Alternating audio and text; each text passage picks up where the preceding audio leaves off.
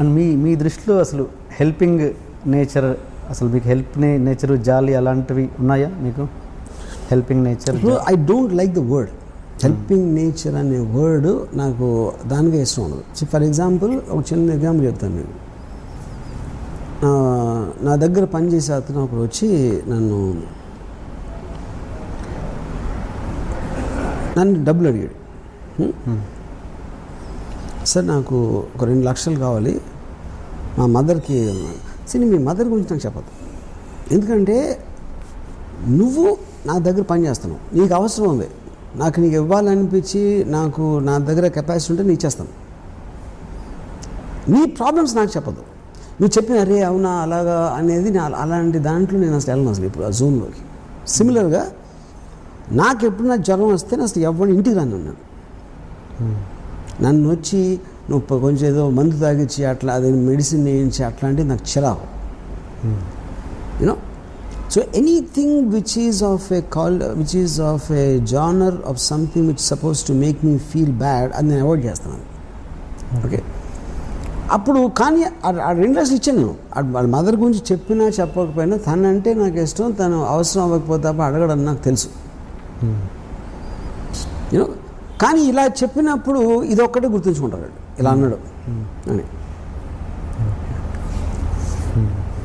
So అప్పుడు help అనేది నేను ఇందాక ఒకసారి చెప్పాను, నేను అసలు మనీ ఎప్పుడు నేను డీల్ చేయను ఎప్పుడు అసలు మనీతోటి. నా చెక్కి డ్రాఫ్ట్కి నాకు డిఫరెన్స్ తెలియదు, అకౌంట్లో డబ్బులు ఉన్నాయా లేవా నాకు తెలియదు, అగ్రిమెంట్లు ఏది ఉంటే అది పైన I just live by that like that. You know, మీరు కరెన్సీ చూసి చాలా రోజులు అయిందండి. That's true. ఓకే, నేను అసలు క్యాష్ అనేది చేత్తో పట్టుకుని నాకు గుర్తులేదు అసలు. ఐ కాంట్ రిమెంబర్ ఇయర్స్ అయిపోయింది. మరి ఈ ప్రాసెస్లో మిమ్మల్ని మోసం చేసే మనుషులు ఉండొచ్చు, ఉన్నారు. ఓకే, కానీ that's a decision I took. ఎందుకంటే దాన్ని ఇప్పుడు ప్రతి బ్రహ్మదేవుడో లేకపోతే నేచరో లేకపోతే వాట్ ఎవర్ కన్స్ట్రక్ట్స్ యూ, మీకు లిమిటేషన్స్ ఉంటుంది. మీరు ఎగరలేరు, కేవలం నడవగలుగుతారు. ఒకరికి ఒక సింగింగ్ టాలెంట్ ఉంటుంది, ఇంకోటి ఉండదు, ఇంకోటికి ఏదో ఉంటుంది, ఇంకోటి ఏదో ఉండదు. అలాగే నా బేసిక్ డిఎన్ఏలో అలాంటి మెంటాలిటీ ఉన్నారు. ఆ మెంటాలిటీ ఉన్నా నేను సర్వే అవుతున్నాను కదా. ఏం చెప్పినా రాము దగ్గర డబ్బులు లేవు, లేకపోతే ఇది, లేకపోతే ఇలా అంటే ఎవరో చంపేస్తారని చెప్పారు కదా, ఇలాంటివి అన్నీ ఉన్నా కూడా I'm still exactly living the way I want ఇన్ని ఇయర్స్ నుంచి. ఎప్పుడైనా మీరు ఎంతవరకు ఎన్నో ఉంటారు, కానీ రాము ఇది చేయాలనుకుంటున్నాడు చేయలేకపోతున్నాడు అని ఎప్పుడైనా విన్నారా? That's as simple as that now. One particular day I want to take break from Bollywood. కొన్ని రోజులు ఏదో వేరే చేద్దాం వచ్చాను హైదరాబాద్ వస్తే అందరూ అన్నారు బాంబేలో అయిపోయింది, ఇంకా అసలు పట్టించుకోవట్లేదు, అందుకని ఇక్కడికి వచ్చేసాడు అన్నారు. ఓవర్ నైట్ డిసైడ్ చేసి మళ్ళీ ఇక్కడికి వచ్చాను. And I put a bigger office then before. Okay, ఇప్పుడు వీళ్ళందరూ కూడా స్పెక్యులేట్ చేయగలుగుతారు, కానీ వాళ్ళ గురించి ఎందుకు ఆలోచించడం, నా గురించి ఆలోచించే వాళ్ళ గురించి నేను ఆలోచించే వాళ్ళ గురించి, ఎందుకంటే నాకు టైం లేదు. వాళ్ళకి టైం ఉంది కాబట్టి నా గురించి ఆలోచిస్తారు. అప్పుడు నా గురించి ఆలోచించే టైంలో వాళ్ళ గురించి ఆలోచించుకుంటే కొంచెం పైకి రావడానికి ఛాన్స్ ఉంది అనేది నా ఫీలింగ్. మీ బ్యాంక్ బ్యాలెన్స్ ఆస్తి ఎంత ఉండొచ్చు చెప్తే దొంగలు ట్యాక్స్ వాళ్ళు ఎత్తుకుపోతారు కాబట్టి చెప్పను. సో మొత్తాన్ని మీకు ఆస్తి బాగానే ఉంది, ఉందని ఒప్పుకున్నారా? కనీసం ఉందని ఒప్పుకుంటారా? చెప్పను, సీక్రెట్. ఓకే, మీ తదనంతరం మీ ఆస్తి ఎవరికి ఉంటాయి? నాకు అంటే మీరు ఇందాక చెప్పారు కదా చివరి అది ఏమైనా తెలిస్తే మాత్రం మొత్తం ఖర్చు పెడతాను, ఎవరికి ఇవ్వకుండా. ఎవరికి కరెక్ట్. ఏం చేస్తారు ఎవరికి? తాగరాడతాం. సీరియస్ ఆన్సర్ చెప్పండి. నేను ఆల్వేస్ నా వర్క్ ఎలా ఉంటుందంటే, నా దగ్గర 4 కోట్లు ఉంటే 8 కోట్లు పని పెట్టుకుంటాను, 40 కోట్లు ఉంటే 80 కోట్లు పని పెట్టుకుంటాను. So I always my work will be more than demanding than what is I have. So because of that నా దగ్గర డబ్బులు ఎప్పుడు ఉండవు. సో 80 కోట్ల తర్వాత నేను మళ్ళీ 120 కోట్లు నేను తేగలుగుతాను. ఎందుకు? వర్క్ కొన్న ఎఫెక్ట్ బట్టి. ఓకే. తెలుగులో ఇప్పటివరకు సెన్సేషన్ సినిమా శివ, దానికి తెలుగులో సీక్వెల్ ఎందుకు ట్రై చేయలేదు? ఇష్టం లేదా ఎలా? దాని Shiva I think is outdated subject first of all. అంటే ఒక కాలేజ్ స్టూడెంట్స్ ఆ టైంలో ఉన్న ఒక రెజొనెన్స్ తోటి ఒక అప్పుడున్న అంటే ఈ రౌడీలు ఇలాంటి వాళ్ళు కాలేజ్ గూండాలు తిరగటం కానీ ఇలాంటివన్నీ అటు ఆస్పెక్ట్స్లో I feel it's a sequel. అంటే దాని కంటిన్యూషన్ ఉండాలని కాదుగా, అక్కడ నుంచి ఎలాగైనా టర్న్ తీసుకోవచ్చుగా. ఇంకోటి నాకంటే ఇప్పుడు నేను శివ తీసిన డైరెక్టర్ని కాదు ఇప్పుడు, ఎందుకంటే నా మైండ్ దాంట్లో వర్క్ అలాంటి స్పీర్లో ఇప్పుడు వర్క్ చేయట్లేదు. ఓకే. సో నేను ఈ మధ్యన 25th ఇయర్ కోసం నాగార్జున నేను ఏదో ఒక డాక్యుమెంటరీ చేద్దాం అనుకుని నేను మళ్ళీ చూశాను సినిమా. ఇది 25 years అయ్యాక చూశాను సినిమాని. నాకు అసలు ఏమాత్రం నచ్చలేదు సినిమా, ఎందుకంటే I'm a change person. Maybe for the worse, better అని అంట్లా, it could be for the worse, it could be different అని నా ఒపీనియన్. ఇప్పుడు బాంబే మాఫియా ఇలాంటి మైండ్స్ స్టడీ చేసిన తర్వాత ఎవడో సైకిల్ చైన్ తెంపి కొట్టడం అనేది నాకు చాలా చిన్నపిల్లల సినిమాలో ఉంది. అది ఇప్పుడు చూస్తే బట్ ఆఫ్ కోర్స్ ఆ టైం పీరియడ్ వేరు, నేను వేరు, ఆ టైంలో నేను ఆలోచన ఎక్స్పోజర్ వేరు. కానీ సత్య సినిమా చూస్తే ఇప్పటికీ కొత్తగానే ఉంది నాకు. ఈ మధ్యన చూశాను మళ్ళీ, అంటే నియర్లీ 12 years 18 years తర్వాత. శివ నాకు చాలా ఓల్డ్ ఫ్యాషన్ ఉంది, ఎందుకంటే సత్య బికాజ్ మీకు క్యారెక్టర్స్ రిలేషన్షిప్ బేస్ కాబట్టి దానికి ఏజ్ ఉండదు. శివ ఏమో వెరీ స్ట్రక్చరలీ డిజైన్ ఫిల్మ్, అది ఎఫెక్ట్ కోసం డిజైన్ చేసిన సినిమా అది యాక్చువల్గా. Cutting points, background music, chase ఇలాంటివన్నీ. It is not a realistic film, just atmosphere వలన మీకు ఒక రియలిస్టిక్ ఫీలింగ్ ఉంటుంది దాంట్లో.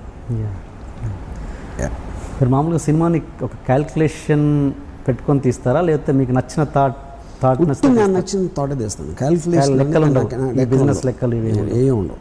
జీవితంలో ఎప్పుడైనా ఎవరికైనా ఐ లవ్ యూ చెప్పారా? చాలా మందికి చెప్పారు. చాలామంది చెప్పారు. పెళ్ళికి ముందు, పెళ్ళికి తర్వాత కూడా. దాంట్లో ఒక ఇంట్రెస్టింగ్ ఎపిసోడ్ ఏదైనా? ఇంట్రెస్టింగ్ ఎపిసోడ్ నా పర్సనల్ అంటే మీరు పర్సనల్ ఇప్పటివరకు మీరు పబ్లిక్ అయిపోయారు. నా పర్సనల్ విషయాలు నేను చెప్తాను, కానీ ఇప్పుడు ఇంట్రెస్టింగ్ ఎపిసోడ్ అంటే అమ్మాయి పేరు చెప్పాలా, లేకపోతే మన ఎపిసోడ్ అంటే ఇంకేం చెప్పాలి? ఎపిసోడ్ మీన్స్ ఆ బ్లాక్ సినిమా బ్లాక్ పేరు అవసరం లేదు, పేరు చెప్పండి.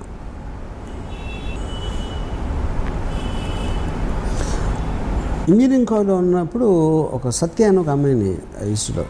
అమ్మాయి మెడికల్ కాలేజ్ అమ్మాయి. షీ వాజ్ అంటే ఆ టైంలో ఇంజనీరింగ్ కాలేజ్ కాంపౌండ్లో ఒక మెడికల్ కాలేజ్ కూడా టెంపరీగా ఉండేది. అంటే బిల్డింగ్స్ తర్వాత కడుతున్నారు, ఈ లోపల యూజ్ చేయడానికి అన్నట్టు ఒక బిల్డింగ్ యూజ్ చేశారు అనమాట. సో వాళ్ళందరూ ₹1,00,000 డొనేషన్ కట్టి వచ్చిన వాళ్ళు, మేమందరం 10,000 12,000 కట్టి ఇంజనీరింగ్ బ్యాచ్. ఓకే. సో మా అందరికీ కూడా ఒక ఇన్ఫీరియారిటీ కాంప్లెక్స్ ఉండేది. కానీ మెడికల్ కాలేజ్లో అమ్మాయిలు ఉండేవారు, ఇంజనీరింగ్ కాలేజ్లో చాలా తక్కువ. ఇప్పుడు దాంట్లో అందరికన్నా అమ్మాయి సత్య అమ్మాయి ఒక కారులో వచ్చేది, blue Padmini Premier college, Padmini Premier car.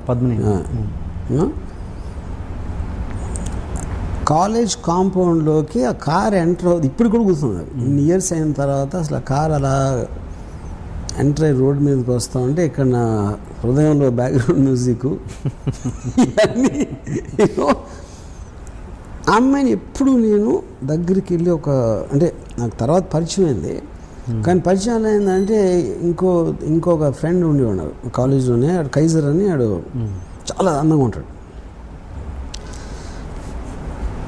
అతని సిస్టర్ కూడా మెడికల్ కాలేజ్ మాట. సో అతని సిస్టర్ ద్వారా పరిచయం చేసుకుని నన్ను ఆడ బ్యాచ్లో ఒక గ్యాంగ్ వార్డ్ లాగా చెప్పాడు నా గురించి అమ్మాయికి.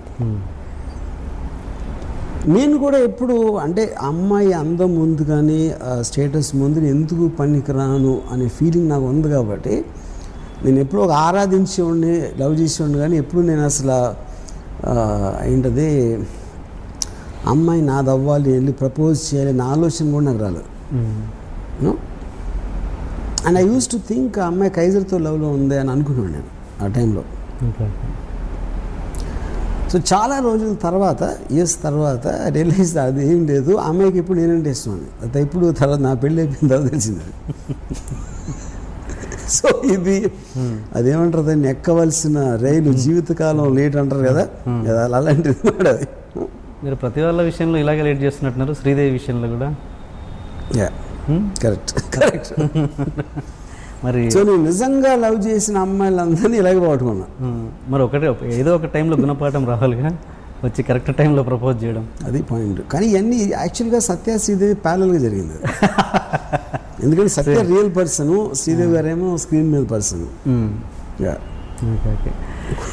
ఓకే అంటే శ్రీదేవి టాపిక్ వస్తే ఏంటి మీరు అన్నారు గుణ. నాకు ఇంకోటి ఒక విషయం ఏంటంటే, నేను శ్రీదేవి గారు అంటే ఆ టైంలో ఒక ఇది చెప్పాను, కానీ నాకు యాక్చువల్గా నియర్లీ ఒక 10 years నేను జయసుధ్ గారితో విపరీతంలో ఉన్నాను. ఒక కాలేజ్ టైం అంటే జ్యోతి సినిమా. శ్రీదేవి గారు యాక్చువల్గా it was more happen post ఏది మన mister India. Okay, mister India time నుంచి అంతకుముందు ఒక ఇది వేటగాడు టైంలో లేదా 16 వయసు టైంలో కొంచెం స్లైట్లీ సెక్స్ సింబల్ ఇమేజ్ ఉంటుంది. బట్ ఒక పర్సనల్ లెవెల్లో ఫ్యాసినేషన్ అనేది నాకు బాగా ఫిల్మ్ ఇండస్ట్రీలోకి వచ్చిన తర్వాత నుంచి స్టార్ట్ అయింది యాక్చువల్గా. అంటే ఫిల్మ్ ఇండస్ట్రీ అంటే నేను డైరెక్టర్ అని కాదు, నేను చెప్పేది ఒక అసిస్టెంట్ లేకపోతే సినిమాల్లో అన్నపూర్ణ స్టూడియో చుట్టూ తిరిగే రోజుల్లో అక్కడ స్టార్ట్ అయింది యాక్చువల్గా. ఓకే, ఒరిజినల్గా కాలేజ్లో ఉన్నప్పుడు అంతా నాకు జయసుధ్ గారు యాక్చువల్గా. అప్పుడు ఫస్ట్ టైము నేను అంటే ఆల్మోస్ట్ అబ్సెషన్ మాట జయసుధ్ గారు అంటే. ఆవిడ ఫోటోలు లేకపోతే ఒక జ్యోతి సినిమా వాల్ పోస్టర్ ఒక కాంపౌండ్ వాల్ మీద అంటించుంటే రోడ్ మీద నుంచుని ఒక గంటలు చూసి ఉండాలి, చూస్తూ ఉన్నాను. వాల్ పోస్టర్ మీద అంతే. తర్వాత ఒకసారి ఫస్ట్ టైం శ్రీవారి వచ్చినట్లు షూటింగ్ జరుగుతూ ఉంటే మా ఫాదర్ని అడిగి జయసుధ అక్కడ జయసుధ్ గారు కొంచెం దూరంలో ఆవలిస్తుంది. అంటే ఒక సినిమా స్టార్ కూడా మనిషిలాగా మామూలు మనిషిలాగా ఆవలిస్తుందని నేను తట్టుకోలేకపోయాను. I just was disappointed and I felt betrayed అసలు. ఇంకోటి స్క్రీన్ మీద మీరు చూసినప్పుడు ఒకరిని అంత పెద్ద స్క్రీన్ మీద లైట్స్, కంపోజిషను, మ్యూజిక్, డైలాగ్తో చూస్తారు కాబట్టి సడన్గా ఏమీ లేకుండా బేరుగా చూసినప్పుడు ఎవరైనా డిసప్పాయింట్ చేస్తారు, ఇర్రెస్పెక్టివ్ అది ఎంత పెద్ద స్టార్ అని అవును. సో అన్ని సంవత్సరం అమరదీపం అనే సినిమా థర్డ్ ఇయర్ ఇంజనీరింగ్లో వచ్చింది. అది మన కృష్ణారాంకిలో రాంప్రియ అని ఒక థియేటర్ ఉండేది. 7 సార్లు ఒక క్లోజప్ కోసం చూసాను ఆ సినిమా. జయసుధ్ గారు ఒకే ఒక క్లోజప్ ఒక పాటలో, జస్ట్ ఒక మ్యాక్సిమం 3 seconds వస్తుంది అది ఆ షాట్ పాటలో. ఆ క్లోజప్ కోసం ఎగ్జామ్స్ జరుగుతున్న టైంలో 7 సార్లు చూసినాను కేవలం ఆ క్లోజప్. ఆ మిగతా సినిమాకి నాకు సంబంధమే లేదు అసలు. అది యాక్టింగ్ కాదు, ఆవిడ ఏం యాక్ట్ చేశారో అది కూడా కాదు. తర్వాత ఒక ఫస్ట్ టైం రావు గారి ఇల్లులో పని చేస్తున్నప్పుడు అసిస్టెంట్ డైరెక్టర్గా చేసిన రావు గారిలో తెలుసు. జయసుధ్ గారికి సీన్ పేపర్ ఏమని మా డైరెక్టర్ చెప్పారు తరణి. అంటే ఫస్ట్ టైం జయసుధ్ గారికి 2 అడుగుల దూరంలో నిలబడే అవకాశం వచ్చింది. సో నేనే రాసిన సీన్ పైగా నేను మొత్తం రాసి ఆవిడకి ఇస్తున్నాను కాబట్టి ప్రతి వర్డు ఇది అది అంటే ఆ రోజుల్లో ఇది కూడా ల్యాప్టాప్ ఉండేది కదా, అన్ని హ్యాండ్ రైటింగ్ అవి చింపేసి మళ్ళీ రాసి నాకు చాలా బ్యాడ్ హ్యాండ్ రైటింగ్ పైగా. తెలుగు రాయడం వచ్చా మీకు? Of course. నా హ్యాండ్ రైటింగ్ ఎంత అందంగా నా శక్తికి మించిన కృషి చేసి ఫైనల్గా సీన్ రాసి తీసుకెళ్ళాను. ఏది రాత్రి అంతా రాసి పొద్దున్న రాసి ఆవిడ షూటింగ్ వచ్చే టైంకి ఆవిడ కూర్చుని ఉంటే వెళ్ళి ఇచ్చాను పేపర్. నా మైండ్లో ఏంటి, ఆవిడ చదివి ఇంప్రెస్ అయిపోయి ఎవరు రాశారు అని ఒక బల్బులాగా ఆవిడ మొహం వెలిగి నేనే రాశాను అని చెప్దామని నా ఫ్లాష్ ఫార్వర్డ్ అయిపోయింది సీన్. ఆల్రెడీ మొత్తం బ్యాక్గ్రౌండ్ ఎడిటింగ్ చేసి నా మైండ్లో ప్లే అయింది అది ఆల్రెడీ చాలాసార్లు. నేను ఇవ్వగానే ఎన్ని పేజీలు అది ఫస్ట్ టైం అది ఆబ్వియస్లీ ఐ నో ఆవిడ అన్ని సినిమాలు చేసాక మళ్ళీ సీన్ చూసి ఎక్సైట్ అయిపోయేంత సీన్ అనేది ఏ సీన్లోనే రాదు అంత ఒక ఆర్టిస్ట్కి యూనో. ఎన్ని పేజీలు అంటే నేను ఏదో చెప్పాను, అప్పుడు సీన్ వినిపిద్దామంటే ఆ ఉట్టి షార్ట్ చెప్పు చాలా. ఇప్పుడు ఆ సీన్ అంతా చదివి ఓపిక ఏది లేదు. అప్పుడు మొత్తం నా ప్రేమ నా ఆరాధన అంతా మీద ఒక చెంబుడు నీళ్లు టబాక్ వేసే అయిపోయింది అక్కడ. దాని తర్వాత మనీ సినిమాకి నేను ప్రొడ్యూస్ చేయడానికి ఆవిడతో మాట్లాడటానికి ఆవిడ ఇంటికి వెళ్ళాను. నేను ఇంకా తల దువ్వేసుకుని వేసి నాకున్న బెస్ట్ షర్ట్ అన్నీ వేసుకుని ఆవిడ ఇంటికి వెళ్ళి నేను బెల్ కొడితే తలుపు ఇలా తెరుచుకుంది. నాకేం కనపడలా. ఏం కనపడలేదు ఏంటంటే అది నితిన్ కపూర్ చెస్ట్, అది నా ఎదురుగా ఉంది అక్కడ. నేను ఇలా తలెత్తి చూసి అయిపోయింది, అక్కడితో నా స్టోరీ ఫినిష్డ్.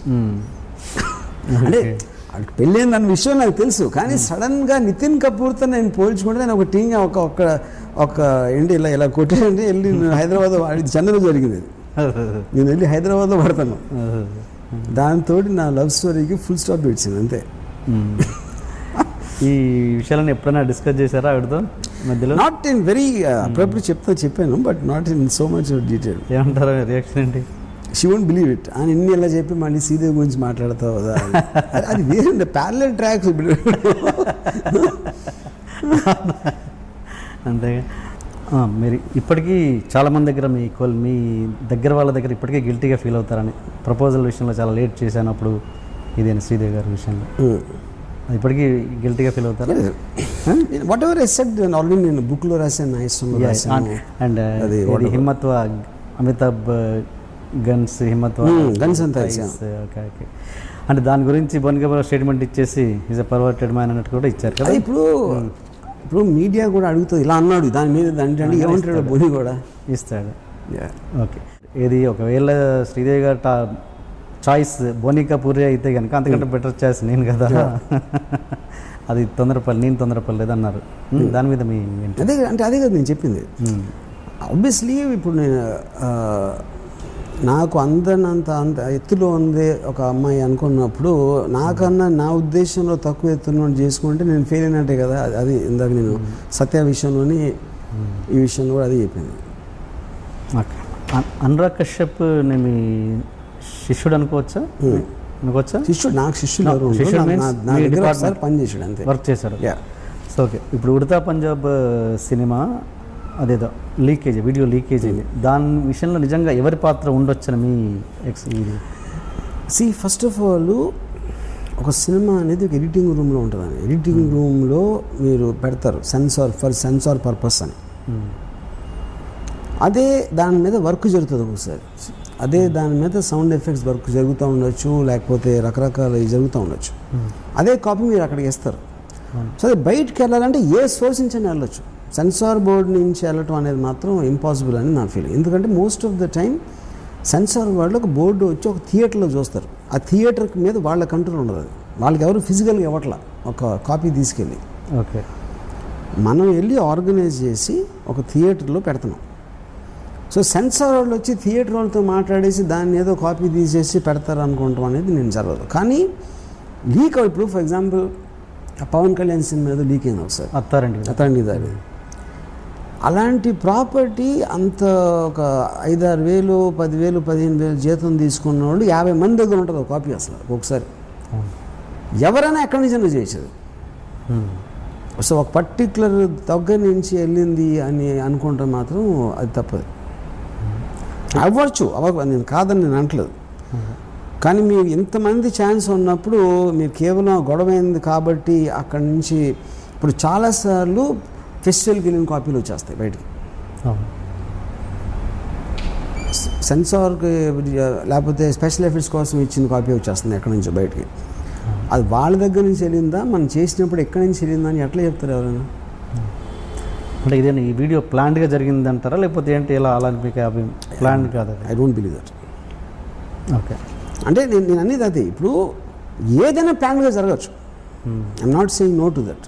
కానీ అది ప్రూవ్ చేయడం ఇంపాసిబుల్. ఎందుకంటే ఆ మోటివేషన్ మీరు సరదాగా చేయొచ్చు, లేకపోతే కోపంతో చేయొచ్చు, లేకపోతే ఊరికనే చేయొచ్చు అసలు ఏమీ లేకుండా. ఎందుకంటే మీ దగ్గర ఉంది వేసారు అంతే ఒక రాయి. ఓకే. మిస్చీఫ్ చేయటం అనేది చాలామంది మనుషుల్లో ఉంటుంది. పట్టుబడను అనే నమ్మకం ఉన్నప్పుడు చాలామంది అలాంటివి చేస్తారు. ఇంకోటి ఇప్పుడు అథాంటిక్ దారేది ఎన్నో రోజుల ముందు వచ్చేసింది. నాకు తెలిసి ఒక వారం ముందు వచ్చినట్టు గుర్తున్నారు. అయినా కూడా ఓపెనింగ్ తీసుకున్న ఫెంటాస్టిక్, ఏమీ డిఫరెన్స్ ఇవ్వలేదు దానికి. దీనికి కూడా సేమ్ థింగ్ భూమికి జరిగింది. అది భూమి సినిమాకి అమితాబ్ బచ్చన్ గారు భూము 3 నెలల ముందు వచ్చింది. అది ఏం ఫరక పడలేదు. ఇప్పుడు దీనికి కూడా అదే పరిస్థితి.